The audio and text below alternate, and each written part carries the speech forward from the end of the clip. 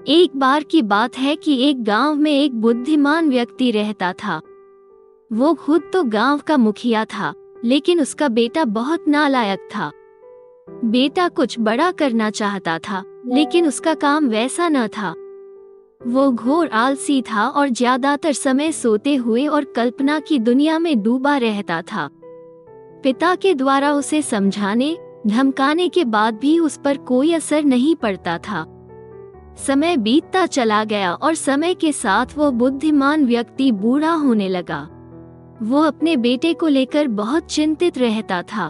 उसे लगा कि बेटे को कुछ तो ऐसा देकर जाना चाहिए कि वो अपना और अपने परिवार की देखभाल कर सके। उसने बेटे को अपने पास बुलाकर कहा, बेटा, तुम्हें अब जिम्मेदारी लेना सीखना चाहिए। मैं चाहता हूँ कि तुम इस जीवन के उद्देश्य को समझने की कोशिश करो और उसे हमेशा याद रखो। इस तरह तुम खुश रहते हुए आनंद में अपना जीवन जी पाओगे।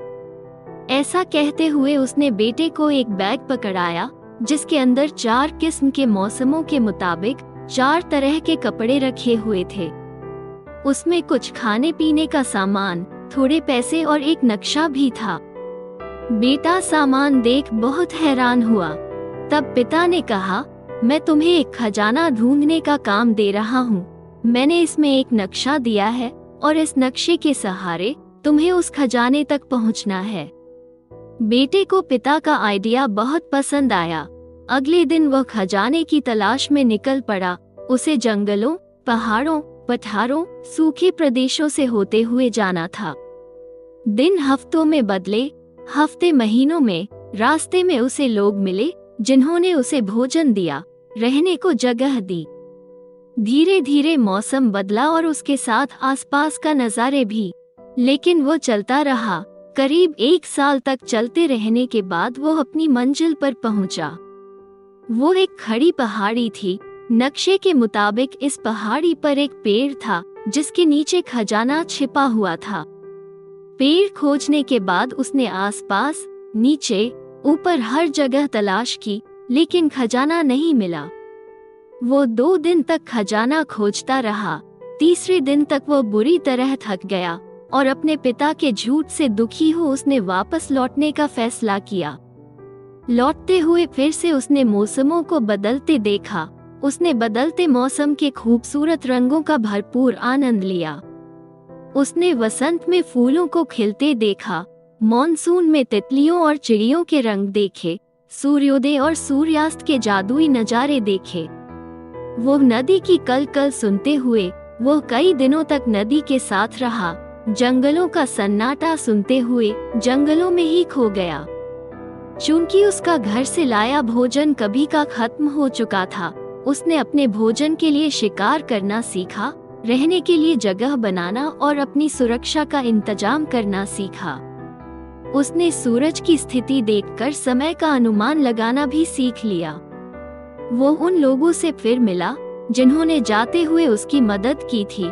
उसने उनके लिए काम करके उनका कर्ज उतारा। घर पहुंचने तक उसे एहसास हुआ कि उसे घर से निकले 2 साल से ज्यादा समय हो गया था।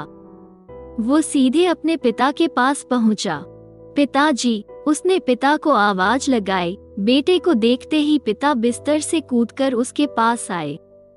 बेटे को गले लगाते हुए उन्होंने पूछा, बेटा, कैसी रही तुम्हारी यात्रा? यात्रा बहुत रोमांचक थी पिताजी, पर मुझे अफसोस है कि मैं आपके लिए खजाना खोजकर नहीं ला पाया। मेरी बहुत कोशिश के बावजूद मुझे खजाना नहीं मिला।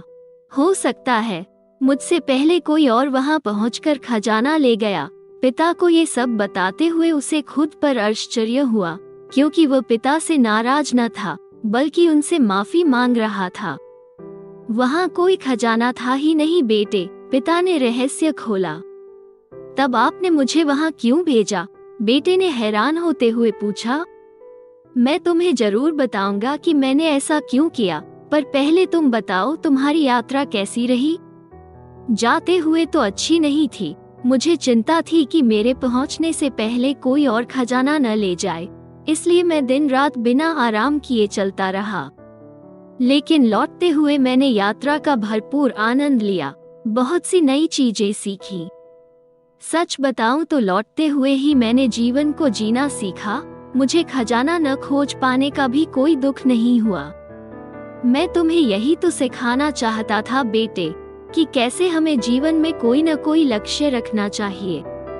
लेकिन अगर हम सिर्फ लक्ष्य को ही दिमाग में रखें, बाकी सब भूल जाएं, तो हम जीवन के असली खजाने से वंचित रह जाते हैं।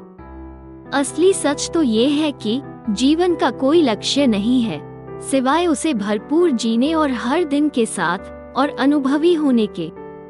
जीवन का लक्ष्य उसे भरपूर जीना है, जीवन के नए नए अनुभवों को ग्रहण करना है, बिना किसी डर के और पूरे उत्साह के साथ उसके नए और गहरे अनुभवों से गुजरना है। उदाहरण, पिता के द्वारा समझने पर पुत्र को अपने जीवन को जीने का नया नजरिया मिल चुका था। अब वो बेटा नालायक नहीं रह गया था, अब वो समझदार हो गया था। अगर आपको हमारी कहानी अच्छी लगी तो चैनल को सब्सक्राइब करके और वीडियो को लाइक करके आपका स्नेह प्यार जरूर बताएं।